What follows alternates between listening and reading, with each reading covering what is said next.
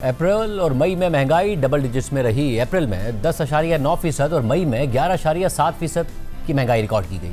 इसकी बुनियादी वजह ईरान जंग के बाद तेल और गैस की कीमतों में इजाफा था। फिर कल रात को ईरान और अमेरिका की डील की खबर आ गई। WTI क्रूड कई माह बाद $80 फी बैरल की सतह से नीचे ट्रेड करता नजर आया। ब्रेंट क्रूड की कीमतें $82 तक आ गईं। पाकिस्तान समेत दुनिया भर की स्टॉक मार्केट्स में तेजी देखी गई और फिर आज स्टेट बैंक की मॉनेटरी पॉलिसी कमेटी ने शरह सूद 11.5% पर बरकरार रखने का फैसला किया है। इससे पहले खदशात बढ़ रहे थे कि मजीद शरह सूद में इजाफा हो सकता है। मॉनेटरी पॉलिसी कमेटी के एलामिया के मुताबिक कमेटी ने नोट किया कि हालिया मस्बत जियोपॉलिटिकल डेवलपमेंट के बाद आलमी मंडी में तेल की कीमतों में कमी आई है। ताहम ये अब भी जंग से पहले के मुकाबले में ज्यादा हैं, जैसा कि गुज़िश्ता इजलास में खदशा जाहिर किया गया था। जंग के असरात अब इकोनॉमिक इंडिकेटर्स पर पड़ रहे हैं। अप्रैल और मई में हेडलाइन इन्फ्लेशन डबल डिजिट्स में पहुंच गई, जबकि कोर इन्फ्लेशन में भी इजाफा हुआ है। बुलंद कीमतें और मुआशी गैर यकीनी की सूरत हाल के बायस मुआशी सरगर्मियों में कमी के आसार दिखाई दे रहे हैं। ताहम एक्सटर्नल अकाउंट पर दबाव कम रहा है। इस तमाम पेशरफ्त और रिस्क का जायजा लेने के बाद मॉनेटरी पॉलिसी कमेटी ने मुशाहिदा किया कि मैक्रो इकोनॉमिक आउटलुक बड़ी हद तक तब्दील नहीं हुआ और कमेटी ने अंदाजा लगाया कि मौजूदा मॉनेटरी पॉलिसी महंगाई को 5 से 7% के हदफ तक लाने के लिए मौजू है और फिर स्टेट बैंक ने शरह सूद को बरकरार रखा। इस सारी सूरत हाल पर बात करेंगे। हमारे साथ मौजूद हैं CEO आरिफ हबीब लिमिटेड शाहिद अली हबीब साहब। शाहिद अली हबीब साहब, बहुत शुक्रिया हमें शो में ज्वाइन करने के लिए। सबसे पहले 4,600 पॉइंट्स की आज मार्केट में तेजी। अब वीकेंड पर बजट आया था, ये उसकी तेजी है या फिर अमेरिका और ईरान के दरमियान मुआहदे की खबर आई है उसकी तेजी है जिसकी वजह से तेल की कीमतें कम हुई? किस वजह से तेजी है? रहीम शाहिद भाई, बिल्कुल ये दोनों ने कंट्रीब्यूट किया है। मेरे ख्याल से बजट भी इन्वेस्टर्स की एक्सपेक्टेशन से बेहतर आया, क्योंकि बजट में भी रिलीफ मेजर्स अच्छे खासे दिए गए, सुपर टैक्स में कमी की गई है और इसके अलावा जो है ओवरऑल जो कंस्ट्रक्शन सेक्टर के लिए कुछ अच्छी फैसिलिटीज दी गई हैं, वहाँ पे टैक्सेस कम किए गए हैं और इसके अलावा सैलरीज पे कम टैक्सेस किए गए हैं। इसके अलावा जो है ओवरऑल जो फिस्कल डेफिसिट भी इन्होंने कम रखा हुआ है। 3.6% का फिस्कल डेफिसिट रखा हुआ है।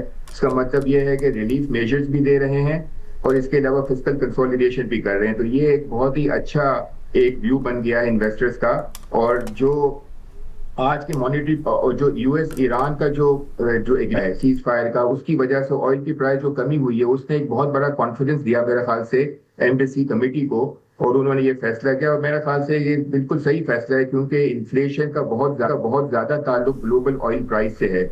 और चूंकि आपने कहा कि $80 हो गई है, जो कि कुछ हफ्तों पहले $100 से ऊपर थी। अब जाहिर है हर $10 की कमी जो होती है वो तकरीबन 40 से 50 बेसिस पॉइंट का इम्पैक्ट करती है इन्फ्लेशन में। तो अगर हम अगले साल की पूरे साल की अगर 8% की इन्फ्लेशन एक्सपेक्ट कर रहे हैं और अगर ये $80 से भी कम हुई, $70 की तरफ चली गई या $75 की तरफ चली गई, तो तकरीबन 25 से 50 बेसिस पॉइंट और कम हो जाएंगे। तो ये कॉन्फिडेंस जो है वो इन्वेस्टर्स को आ गया है और इन्वेस्टर्स ने ये भी बहुत अच्छी चीज की है कि जो गवर्नमेंट ने जो करंट अकाउंट डेफिसिट को किसी तरीके से कर्टेल किया है और रिजर्व मैनेजमेंट जो की है, वो एक बहुत ही ज्यादा इंपॉर्टेंट है। $17.2 बिलियन का रिजर्व जो कि गवर्नमेंट कह रही है कि $18 बिलियन तक हो जाएगा और फिर स्टेट बैंक ये भी कह रही है कि अगले साल जो है इवन अगर आपकी करंट अकाउंट डेफिसिट भी थोड़ा सा बढ़ेगा $3.5 बिलियन का, फिर भी रिजर्व बढ़ेगा। इसका मतलब है कि इनकी इंटरवेंशन कंटिन्यू रहेगी और रिजर्व बिल्डअप होता रहेगा। तो ये बहुत बड़ा कॉन्फिडेंस जो है वो इन्वेस्टर्स को मिल रहा है, जिसकी वजह से ओवरऑल तेजी हुई। मतलब और ज़ाहिर स्टॉक मार्केट चलती है कंपनीज की परफॉर्मेंस पर, उनकी अर्निंग्स पर। अब जो इकोनॉमिक एक्टिविटी बहरहाल मुतासिर हुई, जो जंग के पहले वाले हालात जिसमें 1,90,000 से मार्केट ऊपर गई थी, क्या वही हालात हैं या मार्केट ज़्यादातर अब लिक्विडिटी से भी चल रही है कि लिक्विडिटी बहुत ज़्यादा है मार्केट में फंडामेंटल्स के अलावा? नहीं शाहिद भाई, आपकी बात सही है, मार्केट में लिक्विडिटी बहुत ज्यादा है और कभी कभी फंडामेंटल्स जो है वो डिपेंड कर रहे होते हैं लिक्विडिटी के ऊपर। अगर हमारा 8-8.5 टाइम्स का प्राइस एंडिंग मल्टीपल रहा है, लेकिन आजकल की लिक्विडिटी पोजीशन के हिसाब से ये री रेट हो सकता है।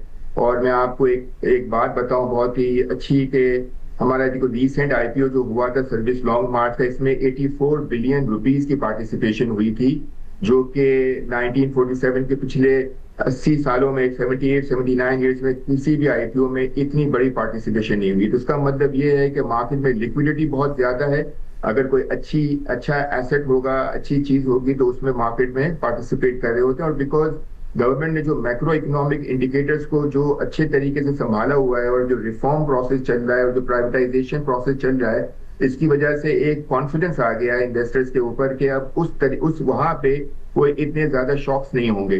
तो अब कंपनी की प्रॉफिटेबिलिटी के ऊपर, कंपनी की ग्रोथ के ऊपर जो है वो इन्वेस्टर्स जो है वो बेट कर रहे हैं। बहुत शुक्रिया शहदेवी साहब की गुफ्तगू सुनी।